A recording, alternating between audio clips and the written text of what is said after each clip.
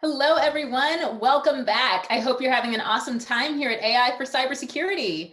Our next panel is on data security and risk management. Please join me in welcoming our panelists to the virtual stage.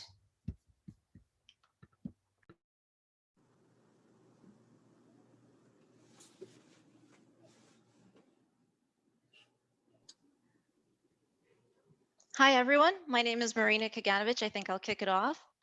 By way of a quick introduction, I'm a director in BNP Paribas CIB compliance team, where I look after data privacy, cybersecurity, and the firm's digital transformation initiatives, which include the build out of robotics and AI. I started my career in the law firm, and I quickly transitioned into a dual legal and compliance role at Thomson Reuters Financial and Risk Division, which is now known as Refinitiv. A few years after that, I transitioned again into a purely IT advisory role at Goldman Sachs, where I advised the IT and information security teams prior to taking my current role at BNP. Before I proceed any further, I'd just like to say that by way of disclaimer, the views that are expressed in this talk are my own, and they do not represent the views of BNP Paribas. I'd like to now turn it over to my co-panelists to introduce themselves. Bryan, why don't we start with you? Sure. Thanks, everyone. My name is Bryan Fox. I'm co-founder and CTO at Sonatype. I have a long career in Java and open source development spanning many different industries. But the last 13 years here at Sonatype, we've been focused on helping companies secure their software supply chain, starting from open source and then expanding from there. Great. Thank you. Kyle, turning to you. Sure, thank you. Kyle Reidell. I'm an offensive security, cybersecurity officer for the United States Air Force in my part-time capacity for the national security space, primarily out of the Air Force Research Lab. And in my full-time capacity, I'm the Chief Information Security Officer for Giant Oak. We're a startup out of Arlington, Virginia, focused on mass screening and vetting of individuals in the fraud and public sector. Terrific, thank you. Mark, how about yourself? Yeah, hi, I'm Mark Stamford. I am the founder and CEO of OccamSec. OccamSec primarily began as an offensive security outfit, lots of penetration testing, security assessment work. And over time, we've begun to build more wide-reaching end-to-end systems that try to just fix the problems that we keep finding over and over again. My background before OccamSec, I worked at UBS. Before that, I worked at KPMG. Before that, I got younger and younger, and I started doing security from an offensive perspective when I was 11, when I probably should have been playing sports or something. So that was that. Thank you. Excellent, thank you. And Gary, how about yourself? Hi, how you doing? So my name is Garfield Jones. I go by Gary. I work for the Department of Homeland Security. I'm the Associate Chief for Strategic Technology in one of the departments, which is called the Cybersecurity Infrastructure Security Agency, and better known as CISA. So I manage any kind of artificial intelligence, machine learning, any strategic development towards that. I've worked at Amazon, I've worked for BAE, Johns Hopkins, basically doing everything from test and evaluation to system engineering. Thank you. Terrific, thank you. So I think as we kick it off, just wanted to say, I think it's great that we have such an awesome opportunity to discuss this critically important topic. I think cybersecurity has really been very crucial as we largely find ourselves working remotely, and will probably continue to do so to varying degrees even once the pandemic comes to an end. So it also goes in hand, I think, with digital enablement and enhancements, and it pervades our personal and professional lives. So without further ado, why don't we kick it off with the first question? So data security is a big focus right now for organizations of all shapes and sizes. What is driving this focus? Gary, why don't we start with you? Sure.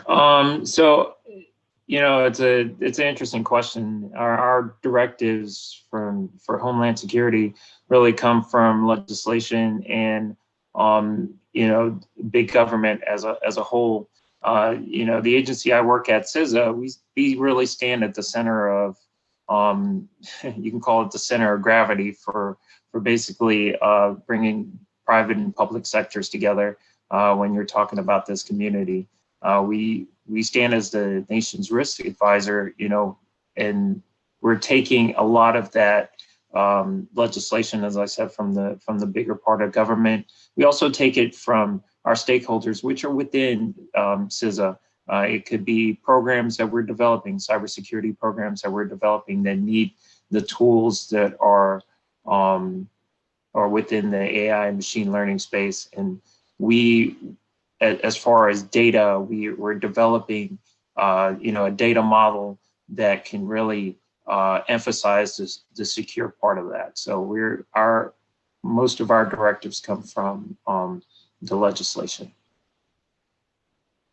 Indeed, excellent points. Kyle, what do you think?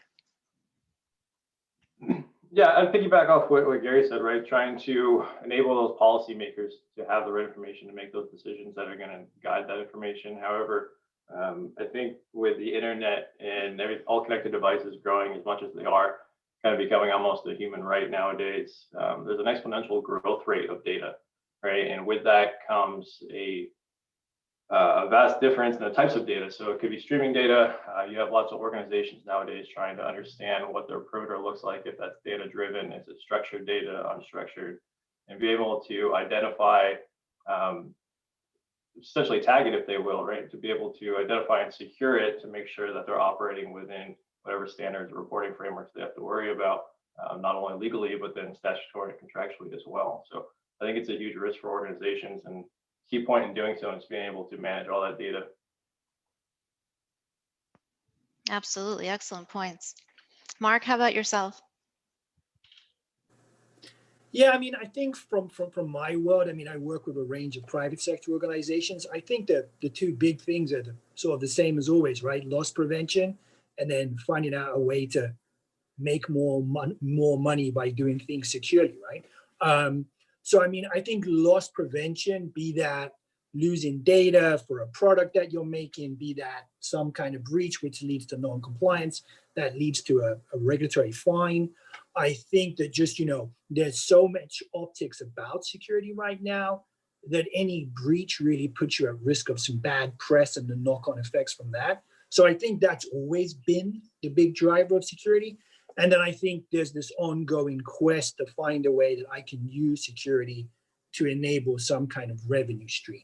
I think we're still working through that. I think there are glimmers where that does start to show up, and security can be a differentiator now, where you can say we are at this level of security, which means there's benefits to the customer for that. But yeah, I think loss prevention and trying to find a way to make a buck are the two big drivers still. All too true, unfortunately. And Bryan, over to you. Yeah, I think I like to play the game of 5 whys, right? And I think, why is it such a big deal right now? Well, legislation in many different instances around the world has finally taken place. That's an indication that it became a problem and we weren't doing a good enough job, that we had to get legislated into it. Why is that the top of mind? The same reason as the next one. It's because the bad guys are after it. And why is that? Because that's where they can make the money, whether it's through extortion or identity theft or straight up, credit card fraud. That's why the attacks are happening there. We're not doing a good enough job. That's driven the legislation. Why is it such a big deal now? Well, we're collecting more data on people than we ever have in the past. The internet of things, social networking, in some places just because companies can, which is dangerous, and all of the big data platforms have made it really possible to have this giant treasure chest of data sitting there. And then I think that's kind of the root cause. Because it exists, the bad guys are going after it because it has value. The legislature and public opinion and all these things are driving attention towards it because we haven't done a good enough job. And that's why we are where we are. Indeed. Well, I think, with that sort of introductory landscape, why don't we pivot to the next question, which is focused on challenges. So what are the greatest challenges preventing successful data security? Gary, why don't we start with you? Sure. So I think when you look at this, I'm kind of looking at this as not only just data security, but a lot of other things when we're dealing with, excuse me, AI and machine learning. I think you have, you know, people at least in the government space, they want to know about, they want to make sure there's privacy that still exists with that. You know, you have this data security. You want to make sure that there's privacy. You know, you want to avoid the breaches. You want to make sure there's integrity, confidentiality, all the beautiful triad. And the fact that, you know, when that data is going from, when that data is being transmitted, it is secure. And so that's one of our big challenges right now is you know, we have a lot of data, but transferring that to a place where we can use it, that seems to be our big issue. We're trying to put, you know, strong governance in place, and I think that's one of the things of data security is the governance. We have to put in the governance to make sure that the security is there.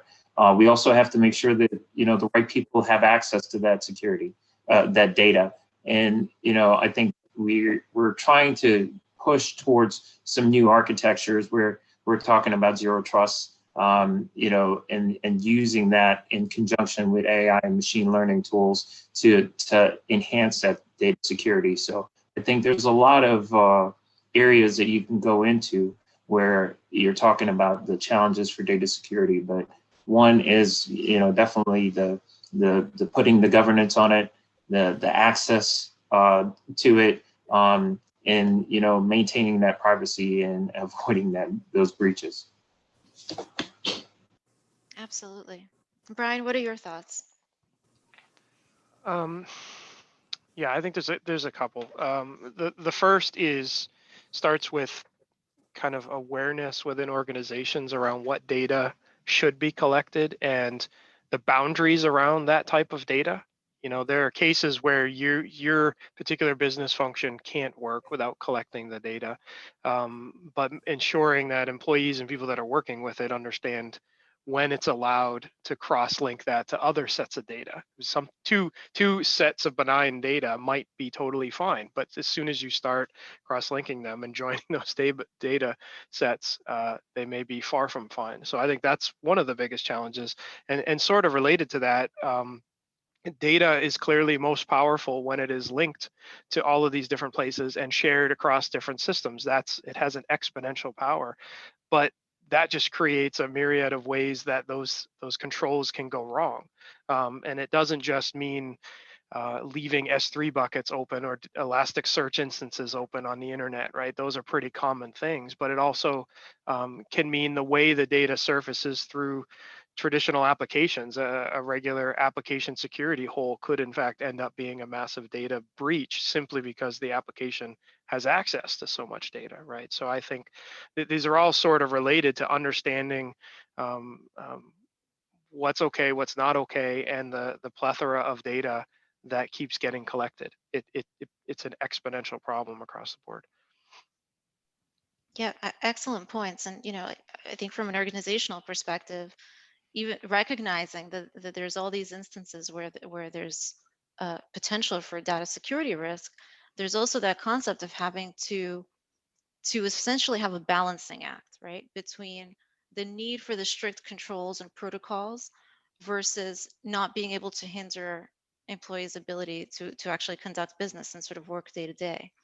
And I think, you know, in making those decisions, so much of it is, on the one hand, ensuring that you have adequate and appropriate controls, but on the other hand, also anticipating users' behavior and looking for, you know, circumstances where the user, whether for hopefully not malintent, but potentially malintent, and other times just for purposes of convenience, might be looking to leverage certain workarounds as well that would be impactful from a data security perspective.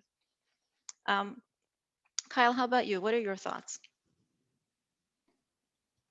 Yeah, I would agree with what Bryan said. He brought up, not only data provenance, but also metadata, right? So when you start commingling different types of data and how that data is linked to be able to adequately track, be able to provide access. Gary mentioned identity management a little bit, get into governance. Those all present pretty large security challenges, especially when you have such a vast attack surface. A lot of organizations nowadays have tens or hundreds of thousands of devices per organization. Compound that with whatever data they're accessing and where they're accessing it from. On top of that, there's, as you mentioned, the different attack vectors that are available out there. So being able to get individuals, if you start talking about the the perceived cybersecurity skills gap, right, and being able to work with this data that's out there to be able to secure it. And Gary got into a little bit of if AI or ML is brought in. There's a bit of I think artificial intelligence has a definition, and unfortunately in the security world, I think a lot of individuals or organizations, that's a bit subjective in how that's interpreted, right? So some of it's some marketing confusion, calling things that AI or ML that might not justify the term. But I think, most of the people are thinking of the statistical disciplines, so machine learning or artificial neural networks, deep learning, other things like that. So being able to take those tools that are available out there and bring them into a data security landscape, if it's anomalous behavior, identifying that, or data provenance tools, I think that's the best way to really approach it. Great points, thank you. Mark, how about you? Any additional thoughts on these topics? Yeah, I mean, I think, rolling up what everyone said, right? I think the sheer complexity of the problem is the biggest challenge, right? I mean, there are so many different factors that will impact the security of an organization. There's all the external factors, there's hackers trying to do bad things, there's regulatory pressures. There's also the fact that, the giant rush to the cloud has completely destroyed network boundaries. So at least before, possibly, you built a wall and you sort of protected everything, and it was a problem you could at least conceptually get your mind around, right? But now your network is just a piece of Swiss cheese. All this data is everywhere. And then I think that problem is further compounded by, there are financial pressures, right? The move to the cloud, a large part of it, at least in the private sector, as far as I'm aware, is being driven by it's cheaper, right? So I can push my data out to someone else. It lowers my costs, saves me money. That looks good, right? And there's still an education going on within a lot of organizations. The heavily regulated industries like banking, like healthcare, they're pretty good in the security space right now. But we still come up against lots of organizations who are still, where we were 10 years ago, they're there now. The most recent case, someone asked me, why should we use computers, right? So if you're starting at that point and you're using computers, this is not going to go well, right? So I think that just understanding the complexity of the problem and actually being aware that most of the people who are involved in your mess, a lot of them aren't playing to the same songbook as you. I think those are the big issues right now. I'd just like to add one more thing to that, if possible.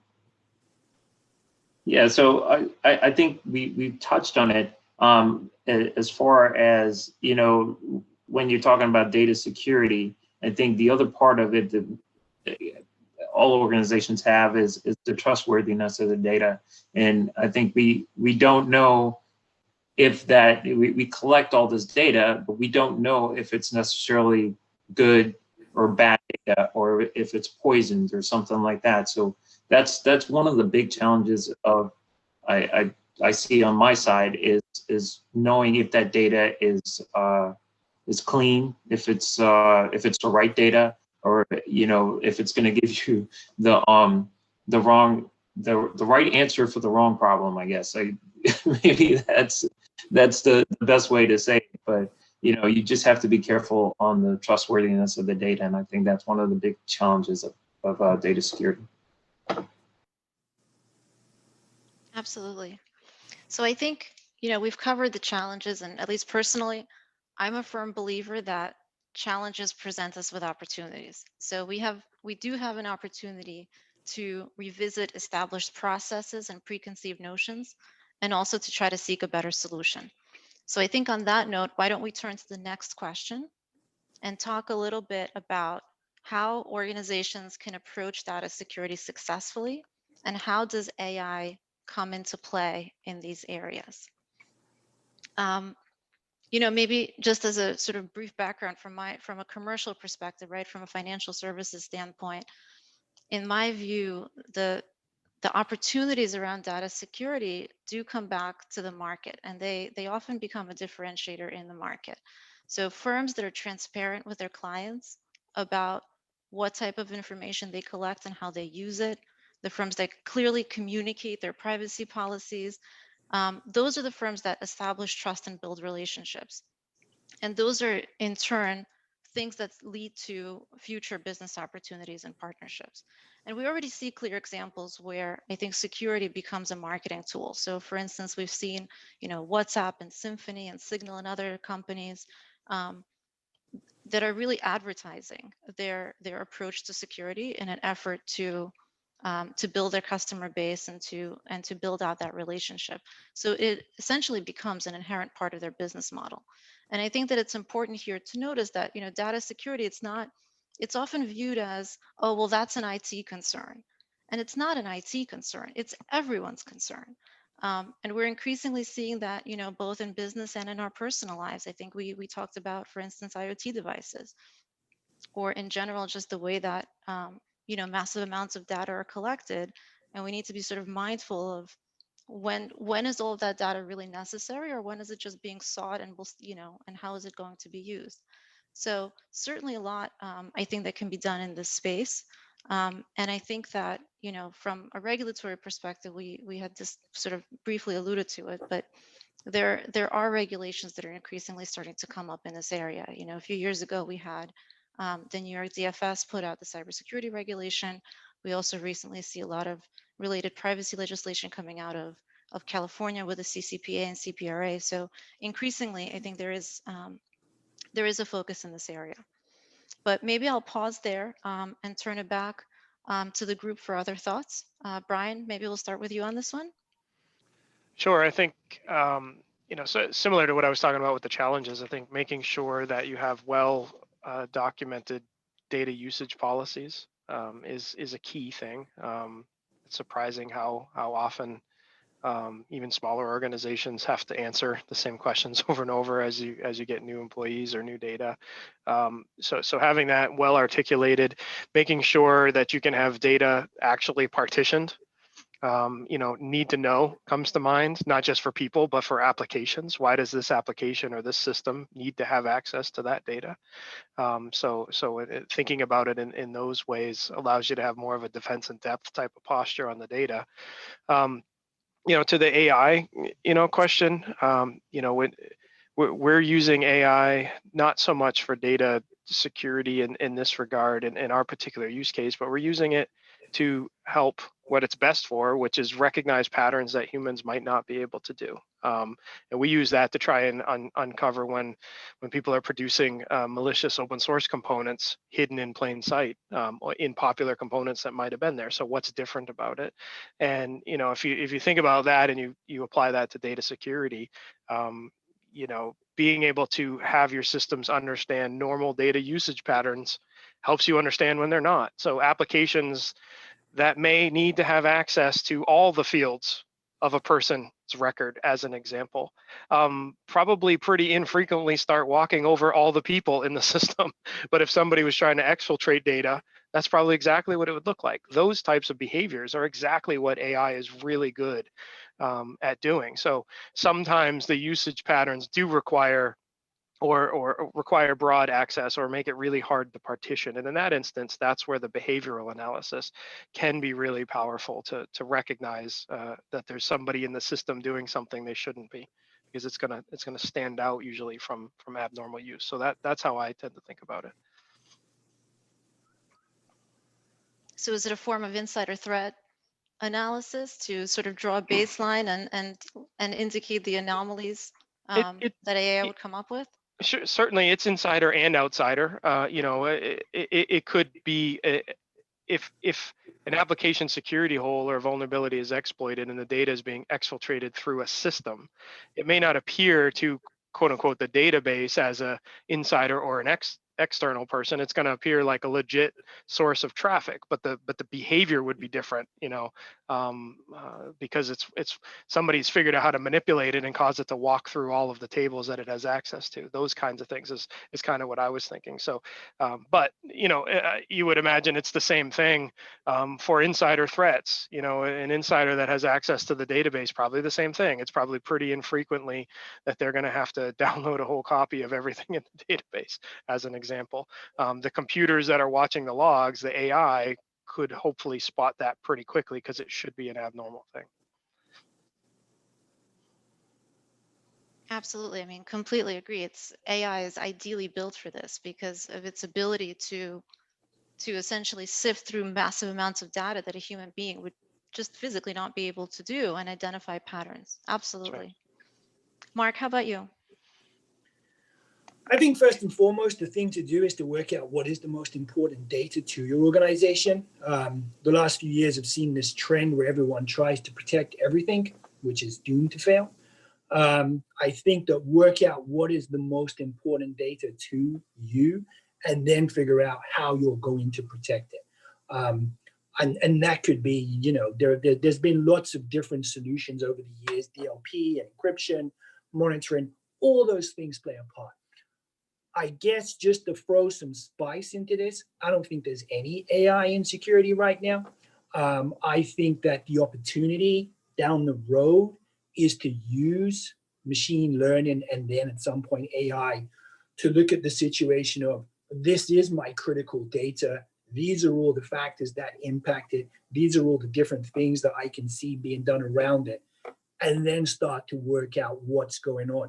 What we see right now, and I'm talking about from the offensive space of attacking this stuff, a lot of it is sort of statistics at scale, anomaly detection, because this is an outlier and so on, which is a good start. But I think that we need to get to a point where something is saying, these are the crown jewels of my organization. These are all the different data points I can look at to work out what's going on, and then actually take action and tell you what to do. But we don't see that yet. And we still see a lot of organizations struggling with what are the crown jewels of my environment? How do I protect them?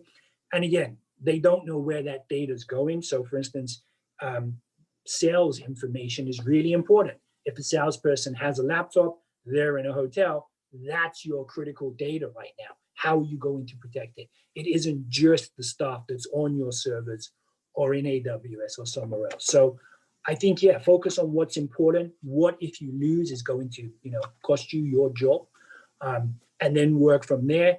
And to the future, look for applications of AI to help solve that problem.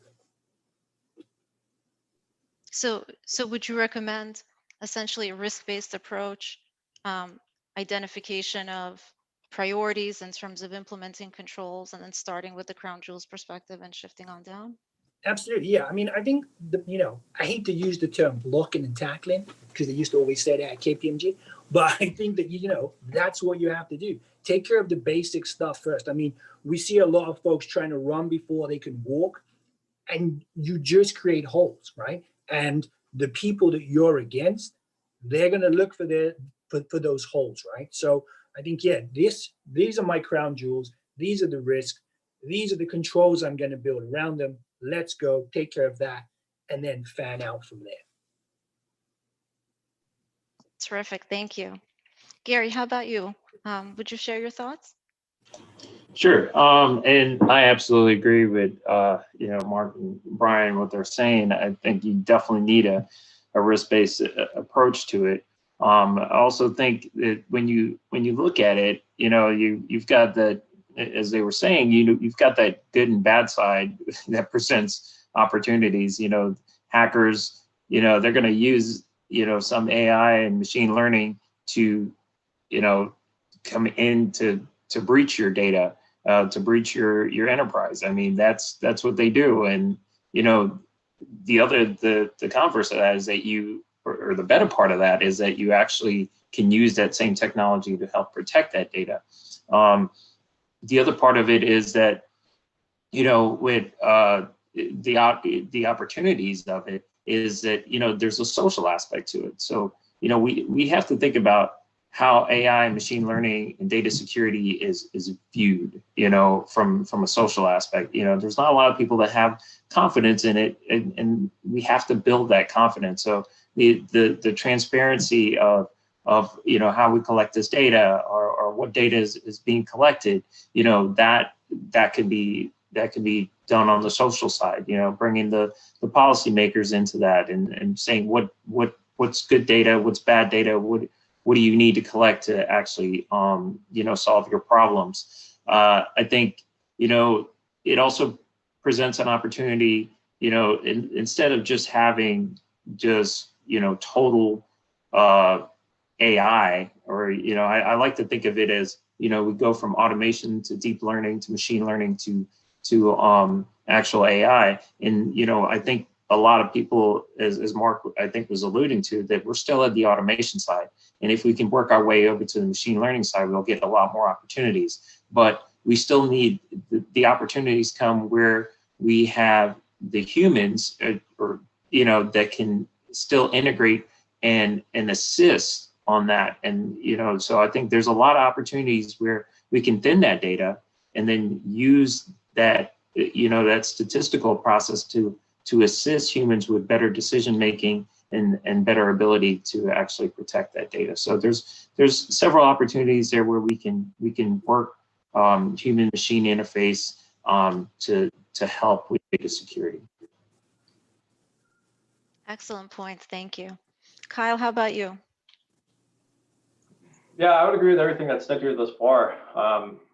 Really getting to understand, as Gary mentioned and you alluded to before, or as Mark mentioned, you alluded to before, like if you have those proper classification policies set and you can tag and associate your data accordingly to be able to protect it with the requisite controls based on whatever risk or how risk adverse an organization is, and then work from there to be able to kind of come in, ensure that you're guarding that data appropriately, and then have those mitigations in place. And if there is quote unquote AI, as it seems to be referred to here, if we can use that appropriately, then that's great. But I know I have a challenge with that because, like, in our organization, we have petabytes of data, right? And we have across multiple teams, so data scientists, and most of it's unstructured, no SQL types, right? We're not working down to tables. So being able to provide security on that and saying, kind of getting back to what Bryan was saying, if a system versus a user could get through and kind of walk over that database to be able to access everything. So how do you control granular access?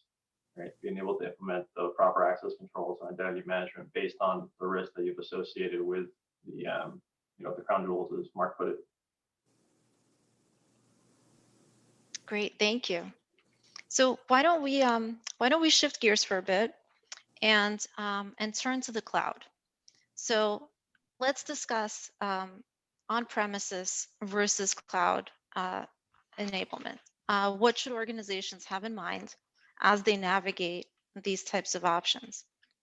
And maybe I'll sort of open it up and frame it. From what I've seen, there's been such a mass shift to cloud computing, and it's opened up truly tremendous opportunities, often reducing operational costs, benefiting from leveraging the expertise and know-how of cloud providers that may not exist in-house, and just generally in the sheer scale that cloud can enable, often versus on-premises setups. But outsourcing infrastructure to the public cloud, for instance, also comes with the potential downside of a decrease in control that firms have to address, as well, to essentially address security concerns and control the way that that certain controls are implemented. So at least from a compliance perspective, when we're asked to evaluate various types of outsourcing, and when we look at the cloud, there's a few threshold questions that typically come to mind. And the first is, of course, what type of information will be uploaded to the cloud. The higher the sensitivity, obviously, the more scrutiny will apply, and the more there's a need for stringent controls. But then also, what are the controls that are generally in place in this cloud setup that speak to data access, transfer, storage, and generally how flexible the cloud provider would be in terms of a firm's ability to further customize those types of controls. And then finally, of course, what can the cloud provider really do with this firm's data? You know, is there a potential for information security and privacy policies to come in to really sort of speak to whether the data is fully encrypted end to end, whether or not the administrators of the cloud or their affiliates or vendors would have any level of access or view into the company's data. So generally speaking, obviously, following such a review, highly sensitive data is often not appropriate for a full public cloud setup and generally benefits either from a private or a hybrid approach. But understanding that that decision also comes with having in-house staff that are able to speak to these aspects and to really understand in depth the configuration and cloud management aspects of using the cloud. So curious for your views on this. Gary, why don't we start with you? Sure. And it's interesting that this question comes up, but I am not a big believer in putting all your eggs in one basket. So when I say that, I mean putting all your data in one place, whether it be the cloud or on-prem. I think you definitely have to have a distributed network, distributed model of data where you can mitigate a breach if that happens. The agency I work for, DHS, they're pretty publicized on their breaches right now. But I think the fact that when you deal with the cloud, you give that not necessarily that power, but you also have to worry about the liability. And is there liability when just the cloud provider gets breached, and you as the keeper of that data, are you still responsible for that? So I mean, there's got to be protocols and documentation and the right setup of who's responsible when this data gets out. So this is why I firmly believe that you have to have it distributed.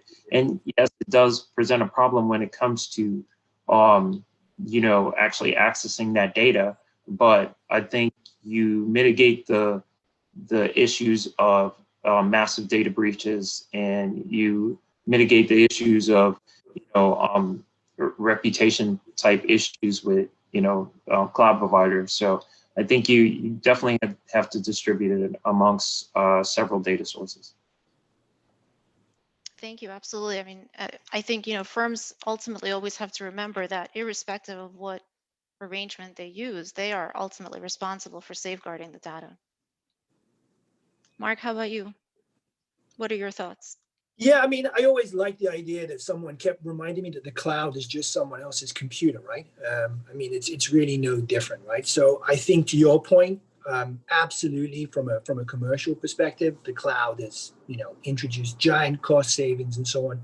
But I think to Gary's point, there's a concentration risk, right? So whereas before, if I wanted to breach 20 companies, I would probably have to go and try and get into each of their data centers and see what's going on. If I could breach AWS, right, then all bets are off and I can access your Netflix account and everything else, right? So there's that concentration risk that we've now created in the cloud. And I think that what's interesting is the move to put security solutions in the cloud. I find even more interesting. I was on a conversation just yesterday where we were discussing that if we breach an environment and then we can modify firewall rules, and there was an article that came out about doing it for Windows actually, I can stop your security solution communicating to the cloud. I've got to do some more complex stuff, but I can basically stop your security solution working now, do what I want, get out, and nobody knows what's going on. There's a lot more to it than that, but that to me is nuts, right?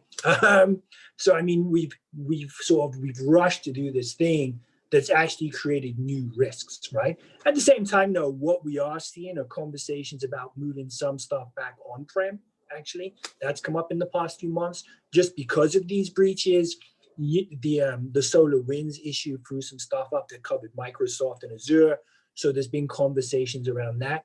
So I think whichever way you're going to do it, the same rules apply, right? What's my important data? What are the controls?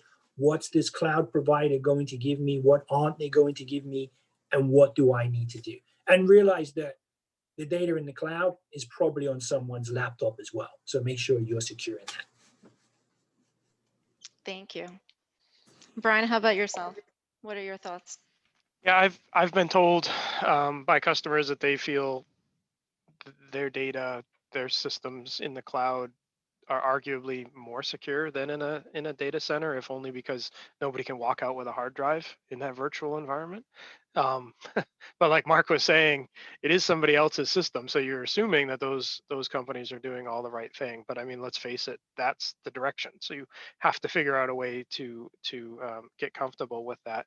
You know, the bigger challenge that I see with many organizations that are starting to move to the cloud, especially in terms of cloud native like development, it usually means that the setup and configuration of the resources in the cloud are now done by development, and through quote unquote infrastructure as code, Terraform, CloudFormation scripts, where the developers are provisioning the buckets and the systems and these kinds of things. And so, this is an area that we've been focusing on a bit lately. To how do we help prevent developers from deploying a new system and leaving all the S3 buckets world readable? Because I mean, you see that in the news constantly. Those simple mistakes have profound impacts. And when you're dealing with the amount of resources, the types of resources and the scale of resources that can be provisioned very rapidly in the cloud, simple mistakes on the development side can have instant impact on the runtime in the cloud. So basically, like DevOps, like DevSecOps, we're kind of collapsing all of these disciplines together, which comes at the cost of there aren't additional safeguards and checkpoints of the ops team has to ask you, why are you opening these ports, like we used to see. They're just being done, and they're being done at massive scale. So I think those are the kinds of things when you're going to look at some type of cloud infrastructure, you need to be aware of, because they're going to have outsized, profound impacts. And frankly, even if you're doing it on-prem to some extent in some form of modernized, containerized on-prem EC2 high side like networks, they're probably doing infrastructure as code in the same ways. And so it becomes really important, because they're effectively provisioning all of the systems that are now going to hold your data. And if you leave the door unlocked, bad things are going to happen. And Kyle, I see you nodding along. Any additional thoughts? Yeah, I mean, I would agree with what's said. We touched on the shared responsibility model of the cloud, right? I would hope most individuals or organizations aren't inherently trusting, because there's been plenty of instances where an AWS IAM policy, for instance, just because it's there and AWS created it, it doesn't mean that it's the truth, right? It's secure. There's plenty of issues with that. Mark got into, or Brian got into the infrastructure as code route, but I mean, really for organizations, the biggest problem I've seen is they're in such a rush to get to the cloud that they either want to take a lift and shift model, which isn't going to fit, because their application or enterprise that was designed for their on-prem solution does not work in the cloud. It's not going to take advantages of the economies of scale that are available and by going to the cloud, so they're going to have issues there. And they're not ready for the APIs that they have to interact with, right? And how they can secure those endpoints. So being able to take that and properly do that migration to set up in a secure way, and even if you start talking DevOps or DevSecOps, if that's the term you want to use, it's only still a small portion of security, right? I mean, that's focused on that developer pipeline. That doesn't include identity management, access management, all the other security outside of there that you can't automate. Or you can automate, but you're not going to do so easily, and a lot of those security vendors out there are not available to do so. But the biggest thing in my mind with cloud security is just being able to know what you have. And then, I mean, Mark got into it a little bit. If you can pop one account, right, you should follow the well-architected frameworks, go multi-account, go multi-cloud if you can. Gary mentioned, or if you can do a hybrid, don't put all your eggs in one basket. Terrific, thank you. So I think maybe at this point, we'll transition into the final question for the panel, which is really forward-looking. So when it comes to data security, what do we expect the future to hold 5 years from now? I think from my perspective, I certainly see increased regulatory scrutiny in the space, as well as scrutiny on AI and privacy, because essentially these are really intersecting areas. Unfortunately, as we've discussed here as well, I expect that there will be many more large-scale attacks that, I think to Mark's earlier point, are only facilitated by the fact that so many companies are going up to the public cloud. And I think, in order to prepare, really, I mean, we need to focus on a talent development pipeline. We need to make sure that as digitalization efforts continue, the risks that are commensurate with those are recognized, and staff need to be well versed in cybersecurity defense, as well as how to leverage both AI-based and traditional tools in order to support their efforts. So essentially, as hackers become more sophisticated, it only makes sense that we must be as well in order to be able to maintain an effective defensive posture. But curious for views from others. So Bryan, maybe we'll start with you.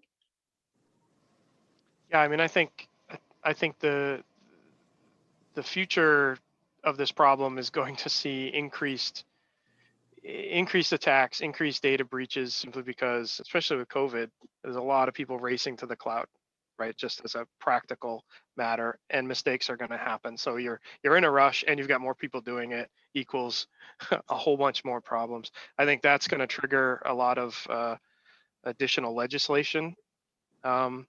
Maybe some of it overreaching, some of it overreacting, and that's just the world that we're going to live in. But at the same time, there's promise of some of the AI tools. The question is, are people going to use them, and are they going to use them effectively? So I think the next 5 years are going to lead us to have a lot more of what we've seen. It's not going to get better. It's only going to get worse. And hopefully you get to a point where companies start really paying attention to this. The other part that's probably going to happen even more as a reaction to all of above is the right to be forgotten kind of things, and the mandates and the technical hurdles that's going to mean. You can't just drop a row in a database in many cases without busting a whole bunch of other stuff. So companies are probably going to have to start grappling with that in ways systems weren't designed to anticipate. So I think that's going to be the future of a lot of this stuff. So what you're saying is that we'll have our hands full. Yeah, these things always seem to get worse, and yet we evolve tooling and processing to take advantage of it. The question is really the long tail of companies, and there are companies that I've seen firsthand that I wish I could opt out of, because it's like these companies are ripe for problems, and unfortunately some of them you just can't. It's not a choice. And so that might be the savior in the future, but most people don't know which ones they should opt out of even. So it's not a silver bullet. Absolutely. So final remarks. Maybe I'll ask the others as well. So Gary, starting with you. So yeah, I'll keep on short. So yeah, I see it as there's definitely a downside to it. I mean, there's definitely going to be more attacks, but I think we're also going to be able to use that technology to help safeguard. We're making strides in unsupervised machine learning. We're making strides in reinforcement learning. I think a lot of that stuff is going to be well positioned. I also think we're going to have a lot more joint collaboration between, especially on the government side, between agencies and private and public sector. I think that we're definitely going to be stronger together. So I think that is going to be key to helping defeat all the bad stuff that Bryan is talking about. And then, like I said, I definitely think we still need that human-machine interaction to help to validate and verify some of the statistically based answers that we're going to get from AI and machine learning. Thank you. Mark, any points to add? Yeah, I agree, right? There's going to be more breaches, more skies falling type stuff. I don't think we'll get away from that. I think that we may see a kind of reset of a lot of this. I think there is a there's a survivorship bias in security, right? So we tend to do stuff that we think works, but maybe it doesn't actually work. And anyone who knows me will know I always talk about security awareness training in that. But I'll leave that for now. So I think that we will see kind of like, I think there'll be a sort of critical mass, there'll be some breaches, and then we'll start to see this influx of new technologies, new tools. And to Gary's point, right, I think the most important thing is that AI, ML, there are humans working with it together. We don't just say, there's my AI, it's going to take care of everything, because we've all seen Terminator and we know where that gets us to.